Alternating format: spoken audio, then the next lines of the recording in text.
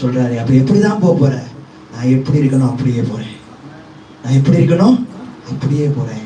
ஒரு கவன் 5 கூழாங்கற்கள், ஒரே ஒரு கவன் 5 கூழாங்கற்கள்.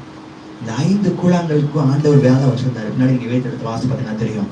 5ல 1 தான் கோலியாத்துக்கு, மீத 4 கற்களையும் அவர் யூஸ் பண்ணிருக்காரு. பின்னாடி எடுத்து வாசி பார்த்தா தெரியும்.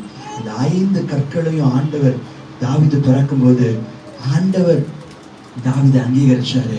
இப்ப தாவீது கோலியாத்துக்கு முன்பாக ஓடுறாரு. எல்லாரும் பார்க்கும்போது ஐயோ இந்த சின்ன பையன், அவனை அடக்கம் பண்றதுக்கு எல்லா காரியத்தையும் ரெடி பண்ணி வச்சிடணும். ஏன்னா அவன் ஒண்ணுமில்லாம வரப்போறான், செத்து அவ்வளவுதான், அவனை எப்படி பந்தாட போறான்னு தெரியல நினைக்கிறாங்க. நடந்த காரியமே வேற. 1 சாமுவேல் 17 வாசிக்கிறோம். கோலியாத்தே சொல்றாரு, ஏப்பா எவனை அனுப்புவான்னு பார்த்தா இவனை போய் அனுப்பி வச்சிருக்கீங்கன்னு சொல்லி அவ்வளவு கேவலமான வார்த்தைகளை, ஒருவேளை பைபிள்ல ரெக்கார்ட் பண்ணாம இருந்திருக்கலாம், நிறைய கேவலமான வார்த்தைகளை பேசியிருக்க கூடும். ஆனால் தாவீது ஒரு சின்ன ஒரு வாலிபன், அவர் ஓடுறாரு, ஒரே ஒரு கூழாங்கல்ல எடுத்து கவன்ல வச்சு அடிக்கிறாரு. நெத்தில போய் கரெக்டா படுது. அவன் பொத்து நிகழ ஒழுகிறான். அவனோட ஸ்வாடை எடுத்து அவனோட தலையவே வெட்டி சவுல்ட்ட கொண்டு வராரு. பிரியமான தேவ ஜனங்களே, ஆண்டவர் உங்களையும் என்னையும் எப்படி பார்க்கிறார்?